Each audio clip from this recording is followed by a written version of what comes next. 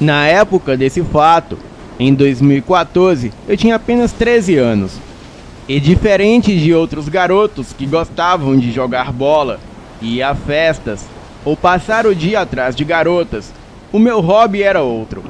Eu amava viajar com o meu pai, pois ele trabalhava para uma grande empresa transportando carga por todos os cantos do Brasil.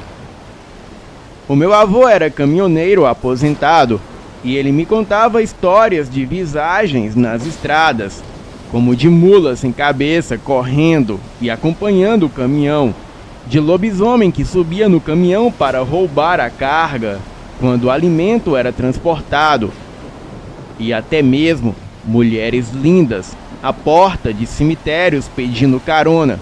Ele não parava o caminhão, pois poderia até mesmo ser assalto, mas do nada ele sentia um frio de gelar a espinha, e quando olhava para o retrovisor, ele via aquela mulher no banco de trás. Mas de repente ela logo sumia, assim como apareceu. E o ponto que ela desaparecia era sempre onde havia uma cruz na estrada. Já o meu pai, ele nunca viu nada disso.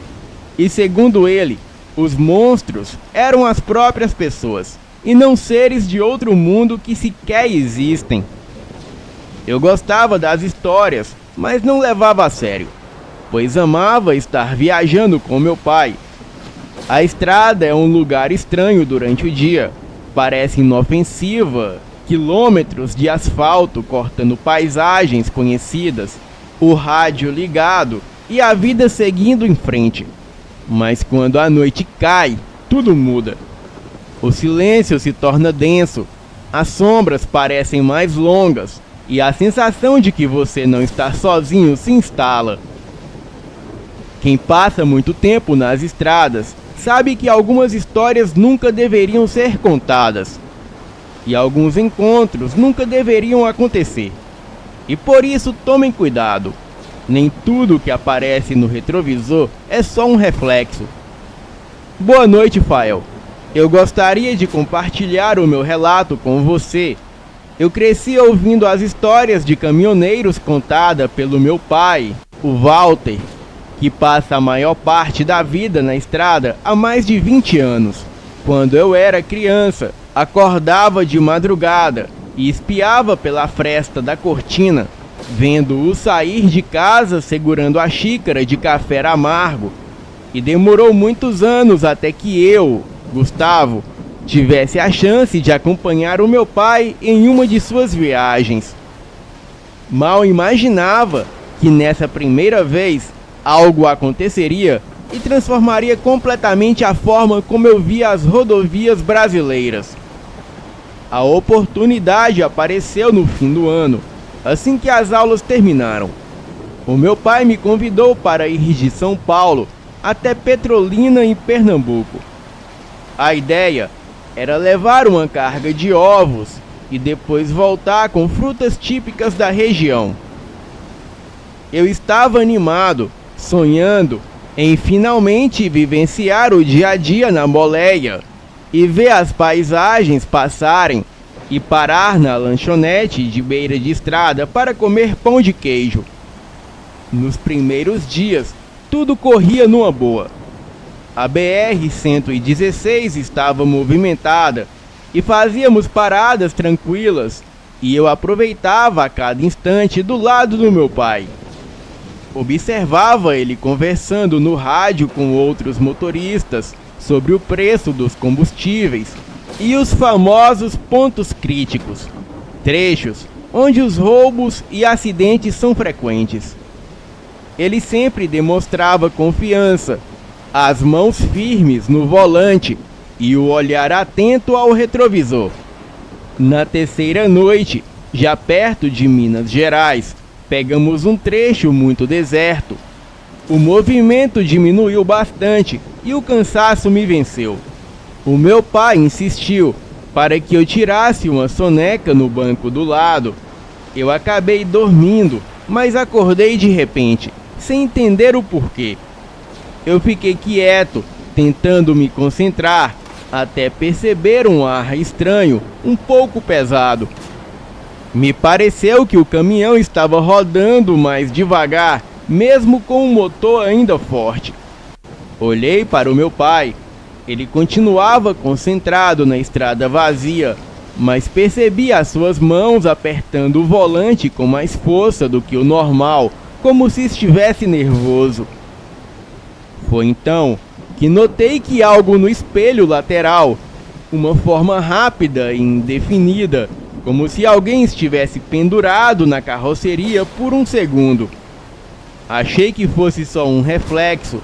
Tentei me convencer de que era coisa da minha cabeça. E mesmo meio atordoado pelo sono, um calafrio tomou conta de mim.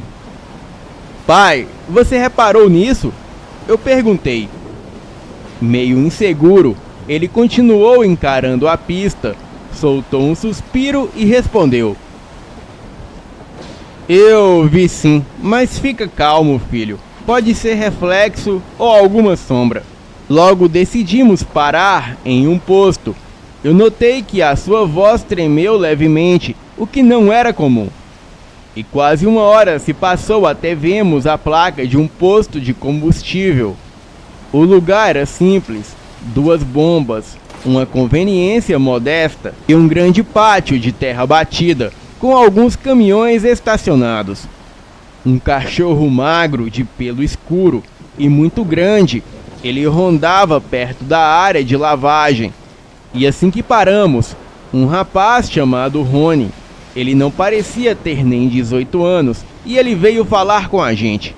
Ele cumprimentou o meu pai, mas ficou olhando fixo, como se percebesse algo de errado de cara.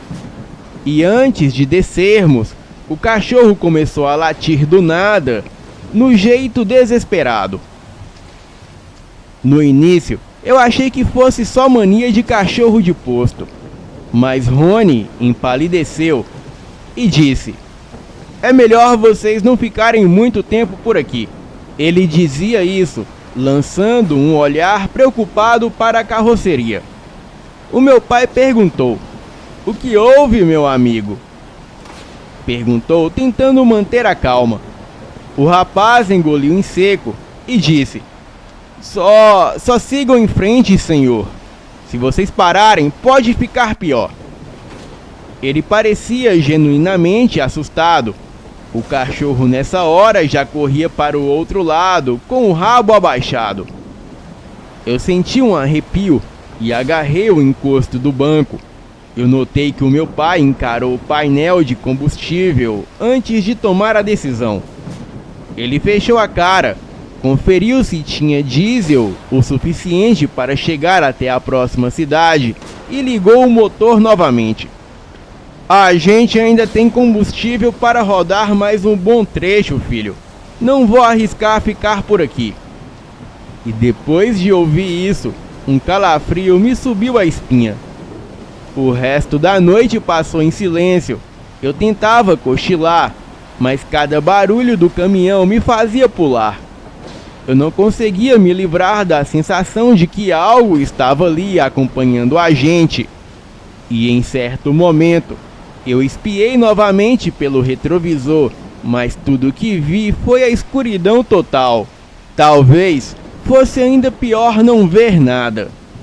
Eu percebi o meu pai respirando pesado e limpando o suor da testa de vez em quando, algo que me deixou ainda mais apreensivo. Chegamos a um galpão nos arredores de Petrolina, e nas primeiras horas da manhã, o sol começava a surgir, iluminando o pátio de descarregamento. E assim que descemos, o meu pai foi direto para a traseira do caminhão. Eu fui atrás com o coração apertado, torcendo para tudo ter sido só coisa da minha cabeça. Mas demos de cara com marcas escuras na lateral, como se fosse fuligem ou cinzas. Parecia impressão de mãos, de dedos, espalhadas por uma camada fina de pó e um tufo de pelos negros. Aquilo me deu um nó na garganta. Ficamos parados ali sem falar nada, até o pessoal do depósito aparecer para receber a carga.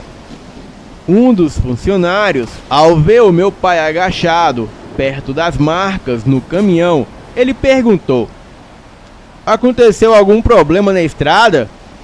Ele apontou para a fuligem e disse: eu já vi coisas parecidas em outros caminhões. Dizem que é lobisomem. Com certeza, ele sentiu o cheiro da granja que você transportava, mas como não viu nenhuma oportunidade de invadir o caminhão, ele resolveu não atacar. Mas cuidado, pois você vai voltar com alimentos no caminhão e essa coisa pode voltar. Ainda mais que hoje é noite de lua cheia. O meu pai olhou para o rapaz e disse numa voz abafada: olha aqui, cara, podemos só descarregar o caminhão? O rapaz deu de ombros e disse: eu vou chamar o pessoal para ajudar. E mais tarde, enquanto descarregavam, eu me afastei um pouco e fiquei encarando o caminhão de longe, tentando entender o que tinha acontecido. Alguns motoristas mais velhos, que já rondaram o país inteiro, se aproximaram e me contaram histórias sobre lobisomens nas estradas, mas tudo em sussurros, como se não quisessem chamar a atenção. Aquilo só tornava tudo mais real e assustador, e depois daquela noite, eu nunca mais consegui deitar no banco do passageiro de um caminhão sem lembrar do vulto no espelho ou da impressão de que alguma coisa ia junto com a gente. E apesar de tudo, o meu pai continuou firme no ofício. E eu, bom, até hoje quando ouço o ronco do motor a diesel na escuridão, eu sinto aquele arrepio voltando, como se a estrada ainda me devesse uma explicação. Bem, carregamos a granja no caminhão e voltamos para São Paulo. Foram horas infinitas de viagem até que anoiteceu. Até então, tudo parecia tranquilo. A estrada estava deserta e só se via escuridão por todos os lados. E foi aí que o meu pai falou que precisava parar o caminhão, pois precisava fazer o número 1. Eu decidi esperar ele ali mesmo na cabine, mas antes que ele saísse, eu falei: pai, pega a arma que está no porta-luvas. Ele disse que não seria preciso, mas eu insisti, e então ele pegou o revólver, colocou na cintura e desceu do caminhão. 5 minutos haviam se passado e nada do meu pai aparecer. Eu fiquei preocupado e muito apavorado, pensei no pior, e então, em uma atitude desesperada, eu buzinei para chamar a sua atenção. E nesse exato momento que eu buzinei, eu ouvi tiros. Foram 3 disparos e um uivo que ecoou pela floresta. Eu fiquei com muito medo e tranquei a porta. E em seguida meu pai aparece com uma cara de horror. Eu abri a porta e ele acelerou o caminhão e não disse uma palavra. O meu pai estava ferido. Havia um corte profundo em seu braço, como se um animal o tivesse atacado com longas garras. E quando o dia amanheceu, eu perguntei ao meu pai o que houve. Ele disse que assim que desceu do caminhão, ele viu uma silhueta de um bicho em cima da carga. Mas quando aquilo viu ele, a coisa pulou para a floresta. E como ele estava armado, ele resolveu seguir aquilo. Então, em um certo ponto da mata, onde só havia escuridão devido às árvores que bloqueavam a luz da lua, ele decidiu voltar. Mas foi aí que ele me ouviu chamar para dentro da mata. Ele achou muito estranho. Então me chamou de volta, mas a voz só se aprofundava mata adentro, e ele foi seguindo a minha voz cada vez mais rápido, até que ele parou de escutar a minha voz e só ouvia o mato se mexer ao seu redor, mas não via nada.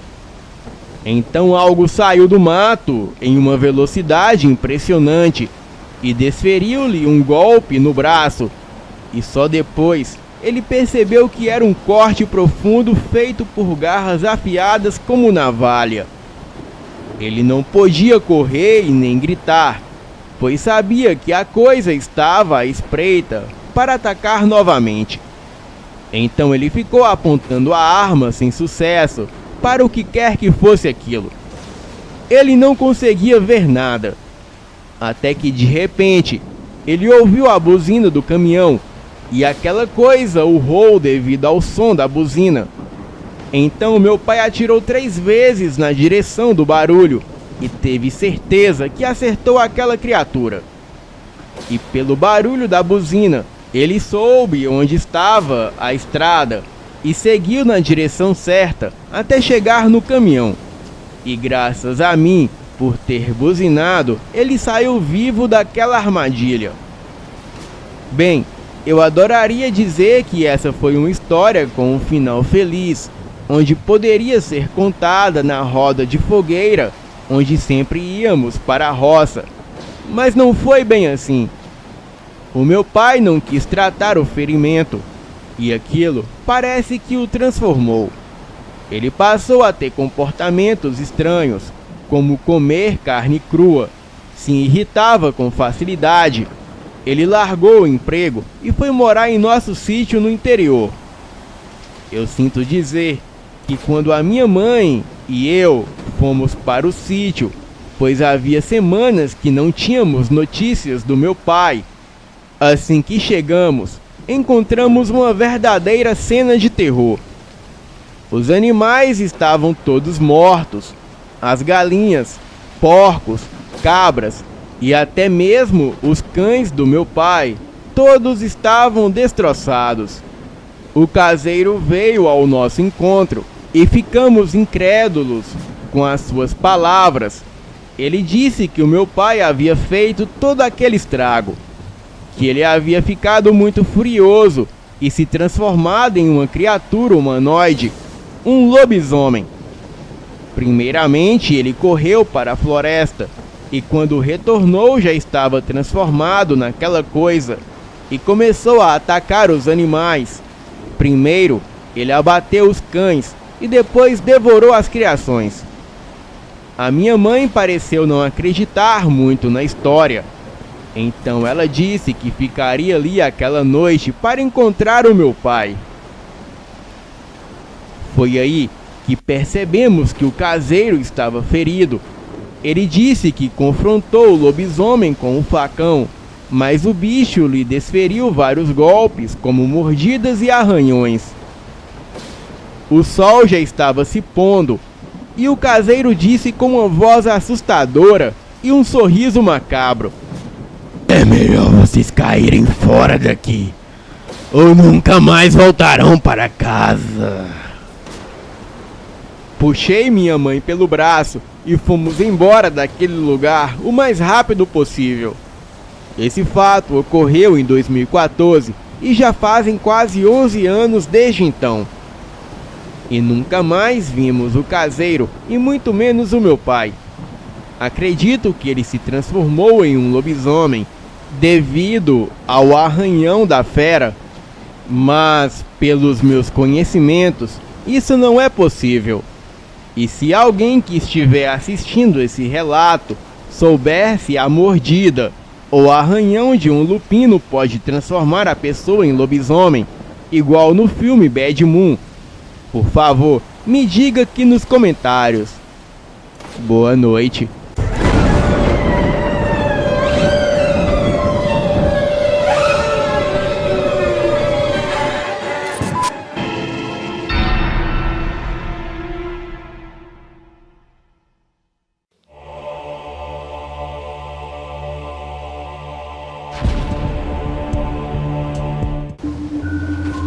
Este relato não é sobre mim, mas é uma história que eu sempre ouvi da minha mãe e da minha tia Laura. Elas me contavam muitos causos assustadores do tempo em que elas eram moças, e eu não esqueci de nenhuma. Eu acredito que essas histórias me traumatizaram de certa forma, depois que eu notei que eu só lembro de coisas que me deram medo.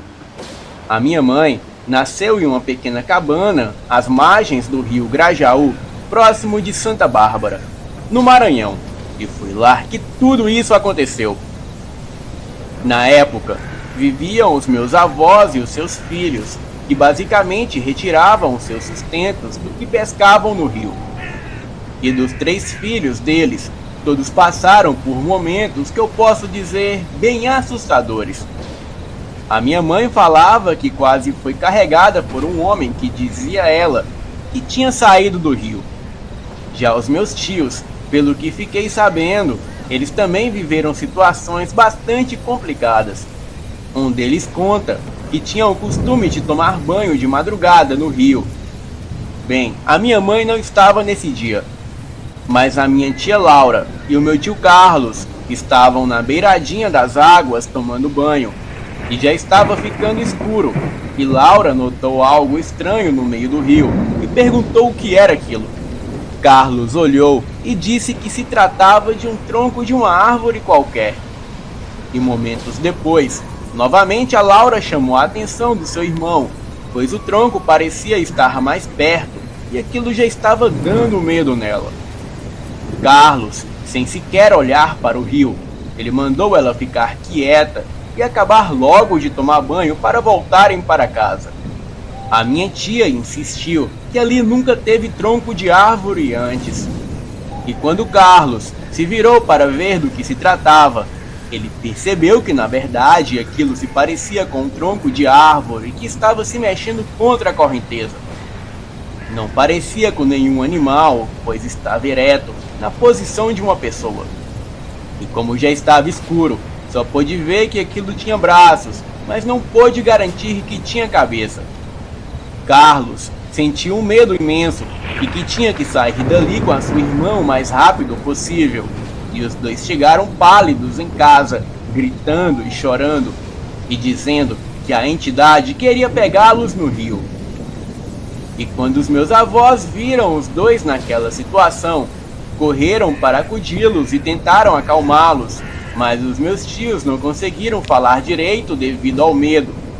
E mais tarde, depois de muita conversa, a minha avó ficou desconfiada que aquilo não era coisa desse mundo. E depois daquele acontecimento, todos foram proibidos de tomar banho sozinhos à noite. E meses depois, quando já tinham esquecido aquele susto, o meu tio Carlos estava jantando e ouviu o cachorro latir desesperadamente na parte de trás da casa.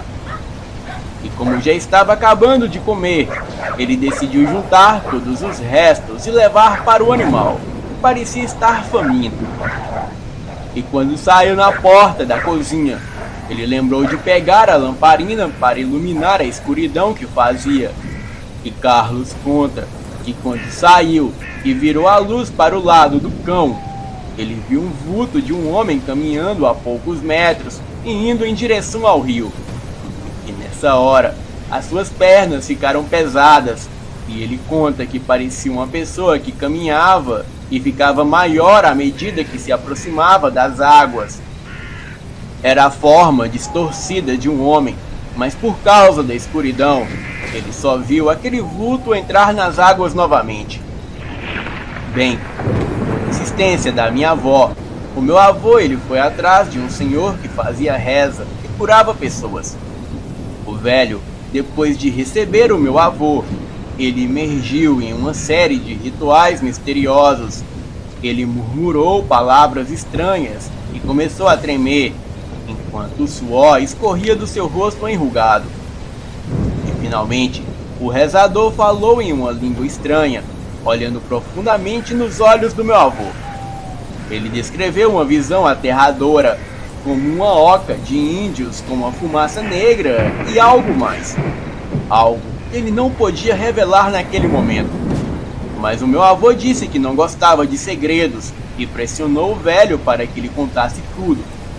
Então, o velho rezador cedeu, revelando que era o espírito do caboclo da água que estava atormentando a sua família, e a entidade desejava o sangue da sua família. E quando meu avô ouviu isso, ele não disse mais nada e voltou para casa. Essa era a história que ele contou. A minha família não saíram imediatamente daquele lugar como o rezador havia aconselhado. O meu avô foi mais rígido na proibição dos filhos e disse que nenhum deles deveriam ir mais até o rio. E se quisessem tomar banho, usassem um tanque que ficava longe do rio, mas próximo da casa. E todos o obedeceram, e passou um bom tempo sem que eles vissem aquela coisa que vinha do rio. Anos mais tarde, a minha mãe e a minha tia já eram moças. O meu tio era um rapaz que ajudava o meu avô nas plantações.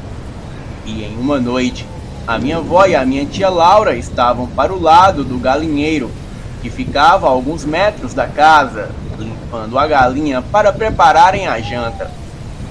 E minha mãe tinha ficado na cozinha, observando as panelas que estavam no fogão a lenha. E de repente, ela escuta a voz do meu avô a chamando do lado de fora, e respondeu de dentro da casa que já estava indo. E quando chegou na porta, ela viu que o seu pai estava a poucos metros dela, porém de costas. E de acordo com o que ela disse, o seu pai perguntou o que ela estava fazendo ali, pois a sua mãe a chamava para ajudá-la com a galinha. A minha mãe respondeu que já estava indo e que iria apenas tampar as panelas que estavam no fogão. Então, em seguida, ela acompanhou seu pai em direção à sua mãe. E no caminho, ela achou estranho, pois o seu pai não se virava para ela e ela não conseguia ver o seu rosto. E apesar da escuridão da noite, ainda assim, era possível enxergar um pouco o que estava ao redor. E quando passaram próximo ao rio, a minha mãe percebeu que não estava sendo levada em direção à minha avó, e sim em direção ao rio. Ela viu que aquele homem que ela acreditava ser o seu pai tinha apenas as costas dele. E quando a lua clareou mais um pouco, ela viu que a frente daquele homem era horrível, e o medo foi muito grande naquela hora. E quando ela descreve essa parte, ela diz que os seus olhos eram parecidos com os de peixes, grandes e vermelhos. Aquela entidade tinha copiado o jeito das costas do seu pai, e aquilo estava a levando para o fundo do rio. Ela dizia que a coisa não se virava para ela, para que assim ela não pudesse ver a sua verdadeira forma e nem o seu rosto. O desespero dela foi grande nessa hora que ela gritou e saiu correndo em direção à sua mãe. E então, ela chegou apavorada até a sua mãe e disse: "Um bicho feio, mãe! Um bicho feio quis me pegar. Ele assumiu a aparência do meu pai, mas eu olhei de relance e eu pude ver que não era o papai." Todos entraram e trancaram as portas e janelas da casa. O meu avô e o meu tio Carlos só chegaram meia hora depois do ocorrido e ficaram sabendo do que havia acontecido. A minha mãe, ela adoeceu de medo. Depois disso, a minha avó fez muita pressão para irem embora dali, e finalmente o meu avô decidiu abandonar a casa e mudar para Bacabal. E lá conseguiu outro serviço e mudaram de novo. E dessa vez para Esperantina, no Piauí. A minha mãe até hoje tem medo de rios e lagos, e eu acho que esse é o trauma dela. Eu, graças a Deus, eu nunca vi nada, e não quero passar de jeito nenhum pelo que a minha mãe e os meus tios passaram naquelas águas misteriosas dos rios do Maranhão. Boa noite.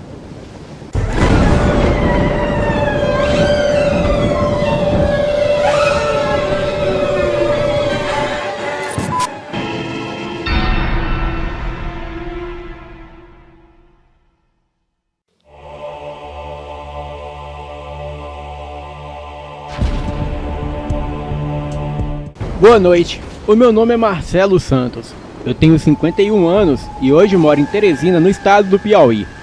Eu trabalho aqui com os meus filhos em uma oficina de moto há mais de 10 anos, mas antes eu morava em São Raimundo Nonato, um município do interior próximo ao Parque Nacional da Serra da Capivara. Lugar muito bonito, do povo elegante e trabalhador, mas também cheio de mistérios, principalmente com aqueles que não têm respeito com as coisas que não conhecem. Quando eu era mais jovem e nem tinha filhos ainda, eu morava em uma casa do lado do meu avô, e logo quando eu casei, ele me deu um terreno e eu fiz uma casinha simples para não ficar morando de aluguel. E com o tempo, eu fui ajeitando ela como eu queria. Com a convivência, eu fui notando que o meu avô tinha os costumes um pouco estranhos, que para ele pareciam bem normais. Ele sempre gostou de fumar um cachimbo, então ele ia até o quintal, sentava, acendia e ficava um bom tempo só olhando para a mata que tinha atrás da nossa casa. E sempre que levantava para entrar, ele pegava um saquinho de fumo, enrolava em um papel e jogava lá na mata. Então, dava as costas e saía. Ele sempre fazia a mesma coisa todas as vezes que ia lá fora fumar. E eu, vendo aquilo, um dia eu me sentei perto dele para ver se ele faria na minha frente. E assim, eu teria uma desculpa para perguntar o porquê dele fazer isso toda vez. Então, ele fumou, e antes de se levantar, ele pegou um pedaço de papel, colocou um pouco de fumo e jogou lá dentro da mata. E na hora que ele jogou, eu perguntei o porquê que ele fazia isso. Então ele me falou: "Você já ficou perdido no meio do mato?" Eu respondi que não. "Você já foi açoitado por algo que não conseguia ver? Já pediu a Deus para não morrer?" "Porque eu já, e foi nessa mata aí, ó. E desde então, eu costumo respeitar quem vive nela, mesmo que a coisa não venha até aqui. Mas eu sempre deixo algo para o caso daquilo vir." "Ele quem, vô?" eu perguntei. "O Caipora. Uma noite eu quase morro de tanto que apanhei dele. E não desejo que passei para ninguém, porque o bicho é perverso." Eu não tinha entendido muito bem o que ele estava falando, então pedi que ele me contasse que história era essa de Caipora. Então ele me contou. Há muitos anos eu vivia dentro dessas matas, atrás de caça, e uma vez eu encontrei um caçador desses que matou por maldade, e ele tinha matado uma fêmea de tatu e os seus filhotes, e ainda estava se gabando por causa disso. Eu tive vontade de meter um tiro nele, mas deixei que ele se fosse. Perdi até a vontade de caçar. Então, quando estava voltando para casa, eu encontrei os tatus que o homem tinha matado e eles estavam ali jogados no chão. E na hora eu pensei: olha aí, matou os bichos só por matar e ainda deixou aqui no chão. Eu olhei em volta para ver se o via, e quando vi, ele estava correndo na minha direção e gritando que eu corresse também. Na hora, eu pensei que tinha uma onça atrás dele, então comecei a correr. Corremos para dentro da mata, e eu gritando para o homem perguntando o que estava acontecendo. E uns minutos depois, eu parei quase sem fôlego e perguntei novamente do que nós estávamos correndo. Então ele respondeu: "Tinha uma onça atrás de mim." "Mas você viu ela?" eu perguntei. "Não," respondeu o homem, "mas eu escutei ela rosnar." Eu olhei com uma raiva sem tamanho para o homem e comecei a voltar para casa. Porém, um rosnado mais à frente me fez parar na hora. Tinha um grande animal escondido ali com toda certeza. Então comecei a me afastar para dar a volta, só que o rosnado continuava. E o problema é que nós não vimos que animal estava fazendo aquilo.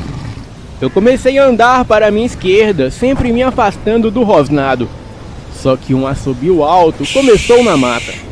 Não dava para saber de onde vinha, pois o som parecia estar por toda parte. E sem perceber, eu fui entrando cada vez mais na mata e me afastando da trilha que me levaria para casa. A noite foi chegando. O homem e eu ainda estávamos tentando achar o caminho de volta, e sempre seguidos por aquele maldito assobio que estava nos deixando surdo. E foi quando eu senti que algo me deu como se fosse uma chicotada bem nas pernas. Eu caí no chão com a pancada e as minhas pernas ardiam com a força do golpe. O homem que estava comigo nem teve como me ajudar e já levou uma bem nas costas. E foi aí que começou o terror. Nós estávamos apanhando de algo que nem conseguíamos ver. Só escutávamos os passos correndo à nossa volta e as pancadas logo em seguida. Uma hora, os passos estavam no chão e outra parecia que estava pulando nos galhos das árvores. E de lá pra cá, sempre com aquele assobio dos infernos. Começamos a correr para salvar as nossas vidas e o homem que estava comigo falou: "É o caipora, com certeza."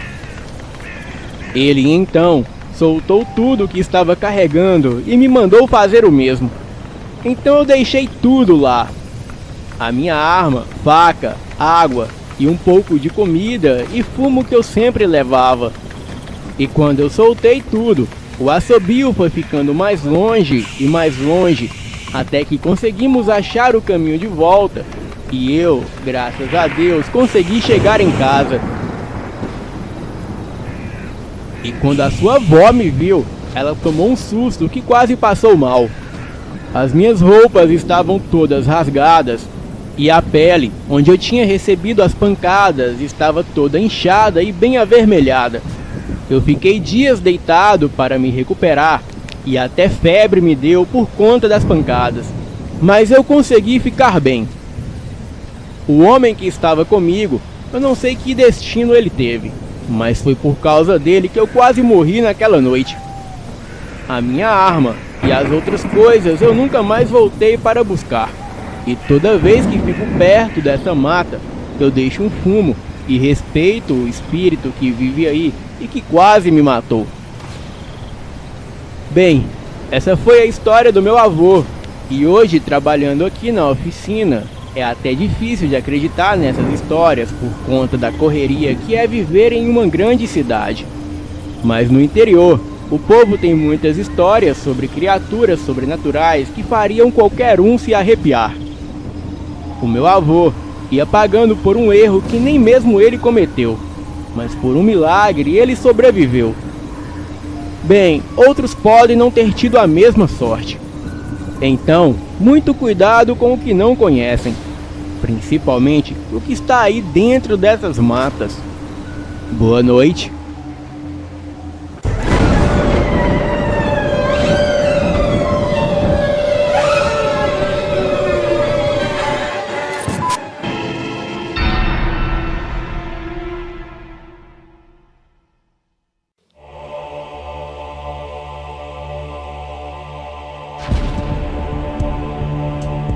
O primeiro amor da minha vida era a minha irmã gêmea Letícia. Nós éramos muito apegadas uma na outra, fazíamos tudo junto, até usávamos as mesmas roupas para confundir os nossos pais. Até que certo dia, toda essa felicidade acabou. A minha irmã se afogou na piscina de nossa casa, e apesar do meu pai tentar ressuscitá-la, ela faleceu, deixando um enorme vazio em mim por toda a vida. O meu nome é Clarice, e esse é o meu relato. Com o tempo, eu sempre sonhava com a minha irmã, e sempre que havia uma situação de perigo, a Letícia aparecia para me alertar. Mas eu sentia tanto a sua falta, que sinceramente, nunca fui de me cuidar. Era infeliz e andava toda desleixada. Mas tudo mudou quando conheci Miguel em um shopping. Eu era caixa de um estabelecimento e trabalhava meio período para ajudar a cobrir os gastos de casa. O meu pai havia sido demitido do trabalho por causa da idade, enquanto a minha mãe vendia queijos em uma barraca de rua para pagar as contas do mês. Um dia cheguei atrasada para cobrir o meu turno, e nesse momento, a garota que estava no meu lugar discutia com um jovem porque o valor não havia sido cobrado corretamente em seu cartão. Imediatamente eu assumi a posição para resolver o problema e em questão de segundos tudo se resolveu. Ao verificar o ticket, eu ouvi uma voz dizendo: "Você é muito eficiente, moça." E quando levantei os olhos, eu fiquei impressionada com o rapaz que era tão atraente. Ele me olhou e com um sorriso no rosto pegou o cartão que eu devolvi em suas mãos. No entanto, ao abrir a mão, eu percebi que na hora em que ele passava o cartão de volta, ele passou para mim um número de telefone escrito em um papelzinho e eu fiquei surpresa com a situação. E quando tive a oportunidade, eu fui ao banheiro e adicionei aquele número no WhatsApp. Enviei uma mensagem falando oi e de imediato eu recebi uma resposta dizendo: "Olá, você é a moça da loja?" Eu respondi: "Por que você deixou o seu número?" "Porque eu quero te conhecer." Ele respondeu com emoji de coração. Eu realmente não me sentia atraente. O meu visual era pouco feminino em comparação com outras garotas. Eu não usava maquiagem e vestia roupas largas o tempo todo. Era a primeira vez que algo assim acontecia comigo. Aos 23 anos eu nunca tinha tido contato com um rapaz e nem sequer tinha dado meu primeiro beijo, pois os meus interesses eram outros. Mas naquele dia, tudo mudou. E durante todo o dia, aquele jovem continuou me enviando mensagens e de início eu respondi por educação, porque não se pode confiar em ninguém estranho assim. No entanto, ele era muito gentil e suas mensagens tocavam algo profundo dentro de mim, despertando um sentimento que eu desconhecia, mas que me agradava. E ao final do meu turno na loja, eu recebi uma nova mensagem, bem na hora de sair. "Oi, vejo que você já saiu. Estou aqui na porta esperando por você. Quer tomar um café?" "Sim, claro." Eu respondi com a mão tremendo. E quando saí da loja, lá estava o rapaz. Ele me olhou e se aproximou para me cumprimentar com um beijo na bochecha, o que me deixou impressionada. As outras meninas murmuravam enquanto saíam da loja, fazendo as minhas bochechas ficarem ainda mais vermelhas. Tentei não prestar atenção aos comentários das colegas de trabalho e perguntei ao rapaz para onde iríamos. "Desculpa a minha falta de jeito, mas ainda não te disse o meu nome. Eu sou Miguel, e você?" "Ah, sim, o meu nome é Clarice." Miguel me levou a uma cafeteria que ficava a uns 15 minutos dali. Conversamos por mais de 3 horas, até que chegou o momento de nos despedirmos. Aquela foi a primeira vez que eu saí com um rapaz. Eu não tinha experiência nenhuma, mas ele era tão carinhoso e atencioso que, sem perceber, eu fui me apaixonando. Eu não sabia por que ele se interessou por mim, já que o meu visual não atraía ninguém. E quando questionei sobre isso, a sua resposta me surpreendeu. Seu olhar lindo me cativou desde aquele momento. Eu senti algo especial em você. O tempo passou e ele me pediu para ser a sua namorada. Foram as horas, os dias e os meses mais maravilhosos que jamais imaginei viver. Ele tinha tudo que uma mulher poderia desejar, o que me fazia sentir a mais afortunada entre todas as pessoas desse mundo. Até que chegou o momento de apresentá-lo aos meus pais. Eles ficaram muito satisfeitos com o Miguel. Disseram que ele era um bom homem e estava certo de que ele me faria muito feliz. E depois dessa ocasião, eu perguntei sobre a família dele. Estava tão envolvida em nossos momentos que ele ainda não havia falado sobre isso. Ele apenas disse que morava com a mãe, não tinha irmãos e que o pai o havia abandonado antes dele nascer. Imaginando o sentimento dele, o abracei e perguntei quando eu conheceria a mãe dele. "A pessoa que vai ser a sua sogra, por enquanto não está aqui", respondeu ele, sem dar mais detalhes. Os dias e meses continuaram a passar, e quando completamos 1 ano de namoro, ele me pediu em um restaurante para ser a sua esposa. Comovida pelo momento, eu disse sim, com lágrimas nos olhos, pois me sentia a mulher mais feliz e sortuda por finalmente me tornar a sua esposa. Os meus pais ficaram sabendo da notícia e fizeram um almoço para comemorar. O meu pai adorava o Miguel e o via como o filho que ele nunca teve. Isso me fazia muito feliz, porque a minha família o aceitava como mais um membro. Então, começamos os preparativos. Um dia, enquanto eu estava em uma loja de vestidos de noiva, recebi uma ligação de Miguel. Ele apenas disse: "Preciso que você venha a este endereço, é urgente." Assustada, eu corri pensando que algo ruim tinha acontecido, mas ao chegar ao parque, onde ele me chamou com tanta urgência, eu vi que havia uma mulher ao seu lado. Ela parecia jovem, com cerca de 42 anos, muito bonita, com cabelos loiros e cacheados. Aproximei-me devagar naquele momento. Miguel me viu chegando e os dois se aproximaram lentamente. "Amor, olha, esta é a minha mãe." "Finalmente te conheci, querida. O meu filho me falou muito sobre você." Ela se aproximou para me dar um beijo na bochecha e eu lhe disse amavelmente: "Muito prazer, senhora. É uma honra conhecer a mãe do homem que eu amo." Ficamos alguns minutos no parque e em seguida o Miguel nos levou a um pequeno restaurante não muito longe dali para almoçar. E durante o caminho, a senhora me olhava de cima a baixo e, apesar de tentar disfarçar o quanto eu me sentia desconfortável, eu não conseguia evitar o incômodo do seu olhar penetrante que se fixava em mim. Eu não sei porquê, mas sempre tive um estranho pressentimento ao conhecer alguém novo. Acho que a Letícia sempre me alertava sobre isso, pois às vezes uma energia estranha me fazia rejeitar a pessoa recém-conhecida. E isso estava acontecendo com a mãe do Miguel. A sua amável aparência tinha algo que não me convencia por completo.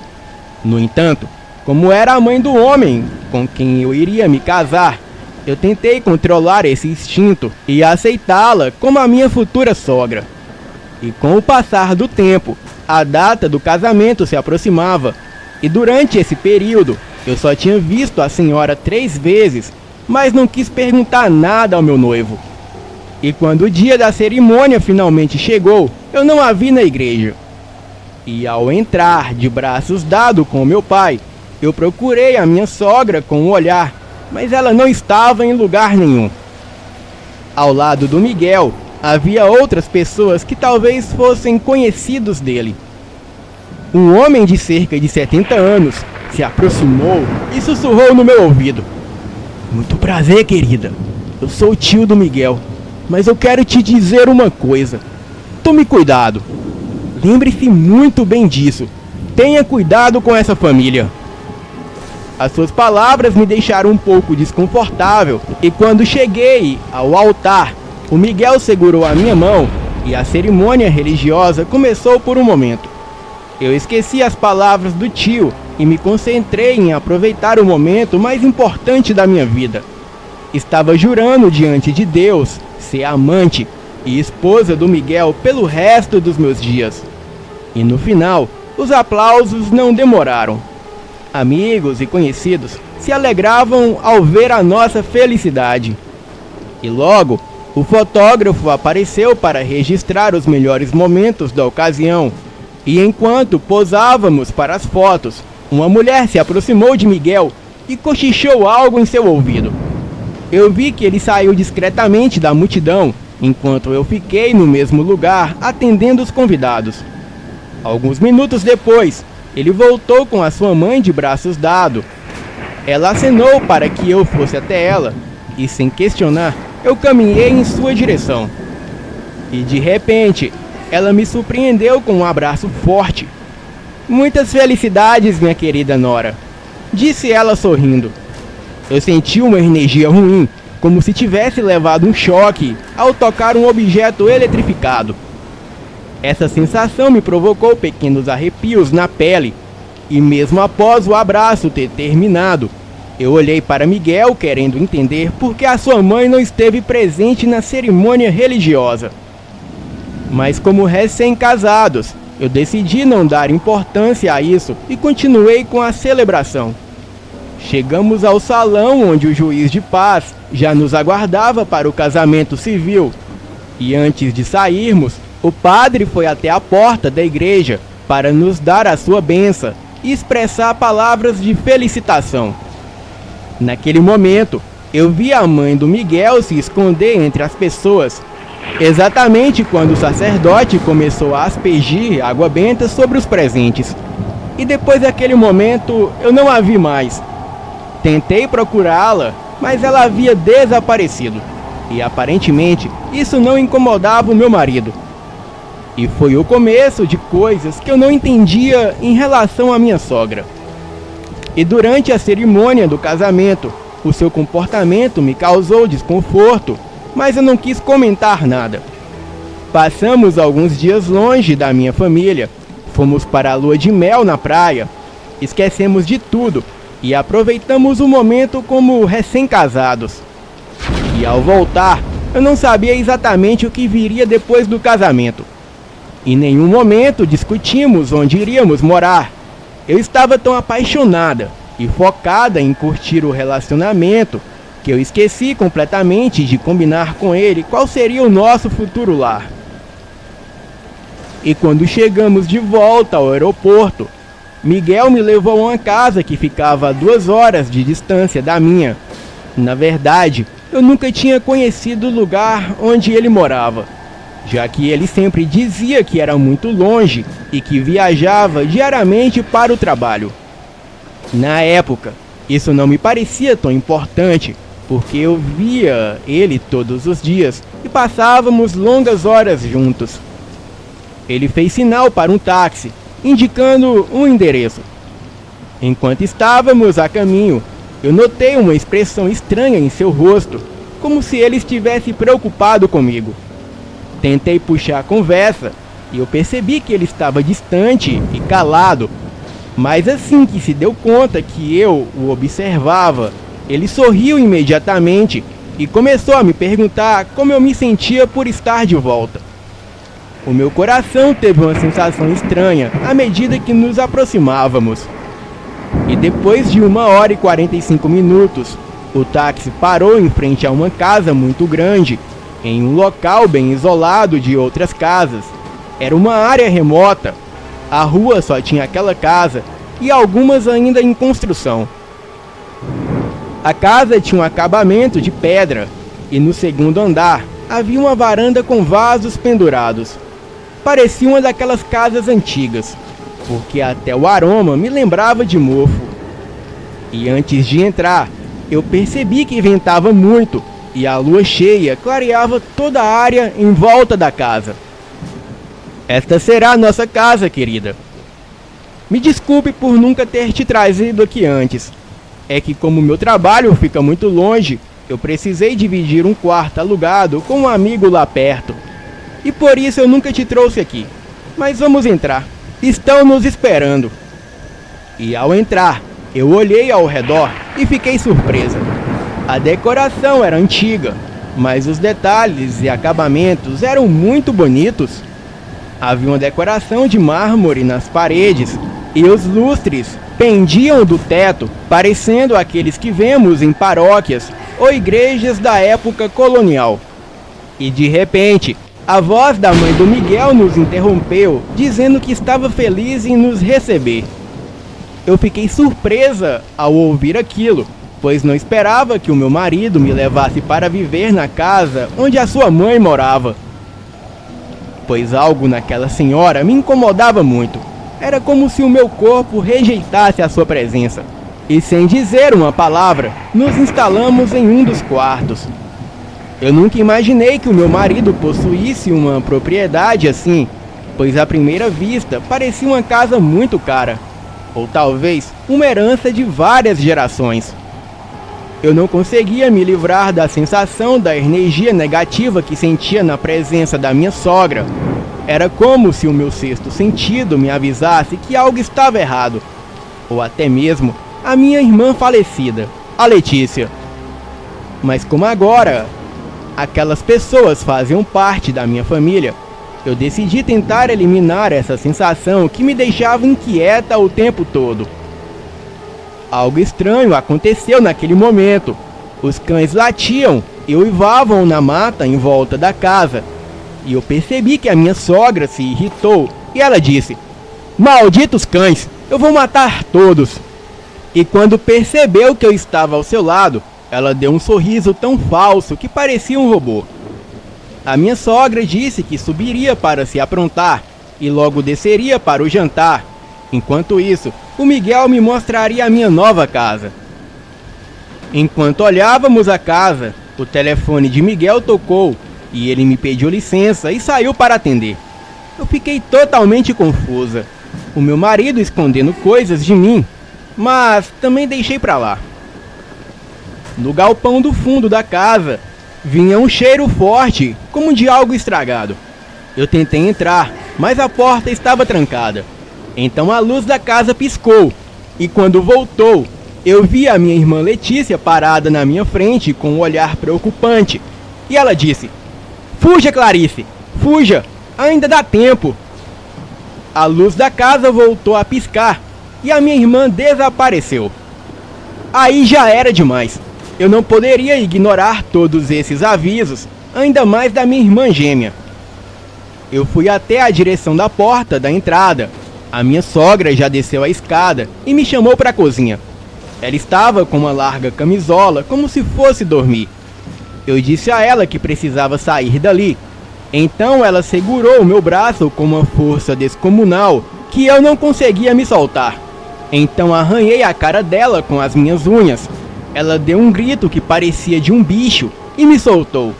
Eu corri para a entrada da casa e antes de sair pela enorme porta da frente, eu vejo o Miguel entrando com outras pessoas e todos usavam preto. Eu corri para o fundo e quando passei pelo galpão novamente, a porta estava totalmente aberta. Olhei e vi várias cabeças de mulheres e os seus corpos faltavam membros e aquele cheiro ruim vinham delas. Eu corri para o quintal, escutei alguma coisa correndo atrás de mim e quando eu me virei, era a mãe do Miguel. Ela corria muito rápido, como um robô, e de repente começou a correr igual a um animal quadrúpede. Enquanto ela corria, o seu corpo se enchia de pelos e da sua boca saíam longas presas como de um monstro. Ela se transformou em algo que eu digo com toda certeza que era um lobisomem. Eu não fiquei parada esperando, pois eu sempre fui magrinha. Então pulei o muro dos fundos e caí em um lote abandonado. Eu fui pulando de muro em muro até sair na rua. Eu passei pelos cães que corriam em outra direção. Eles entraram em um lote e latiam muito e parecia que acuavam algo. E quando vi uma casa, eu bati a porta desesperada pedindo socorro. Uma senhorinha abriu e ela já parecia saber de tudo. Mandou eu entrar rápido e em seguida apagou as luzes e trancou todas as portas. A casa da senhorinha tinha uma varanda. Ela pediu que eu subisse e me escondesse lá em cima, que ela iria chamar a polícia. Ali de cima eu pude ver o Miguel e as pessoas que estavam com ele. A mãe dele já estava na forma humana e parecia dizer algo ao meu respeito que havia me perdido de vista. Então, aquelas pessoas foram tirando as roupas e se transformaram em bestas feras. Eram criaturas animalescas. Andavam encurvados e tinham grandes presas. As criaturas se levantavam e cheiravam o ar e em seguida farejavam o chão, seguindo exatamente o meu rastro, por onde eu havia passado. O meu coração congelou naquela hora. Eu fiquei ali sem fazer barulho e controlando a minha respiração. E depois de uns 30 a 40 minutos, eu vejo luzes. A polícia havia chegado no local e ficaram ali fora conversando com a minha sogra. Eu pensei em ir até os policiais, mas a senhorinha falou que não era seguro. Então, eu fiquei ali quietinha. E não demorou muito até os policiais irem embora. A senhorinha disse que aquelas coisas não desistiriam de me caçar. Ela pediu que eu tirasse toda a minha roupa, porque o meu cheiro estava atraindo eles. Então, por cima da varanda, ela jogou as minhas roupas no mato, emprestou-me um roupão, pediu que eu entrasse no porta-mala do seu carro e me levou até a cidade. Pedi que me deixasse na casa dos meus pais. Então já cheguei abraçando meu pai e chorando muito, eu contei a ele todo o ocorrido. A senhorinha, que se chamava Dona Jacinta, ela confirmou toda a minha história. Ela disse que aquela família mexia com coisas do diabo e se transformavam em bicho. Inclusive, eles devoraram toda a criação de galinha da velha. E uma vez, quando ela afrontou a mãe do Miguel, a minha sogra disse que só não devorava a Dona Jacinta porque ela era velha e tinha um gosto ruim, mas era bom ela não se meter com a sua família. O meu pai ficou enfurecido e no outro dia ele chamou vários dos seus amigos e todos foram armados na casa do Miguel, mas a casa parecia abandonada e não havia nem indícios de que já morou alguém ali. Então decidimos nos mudar para outra cidade. Arrumei um novo emprego e um novo amor, mas dessa vez não é ele, é ela. Amanda e eu temos um lindo relacionamento e somos bem felizes. É uma pena que ela não acredita em minha história, mas eu juro pela minha irmã Letícia que tudo foi real. Boa noite.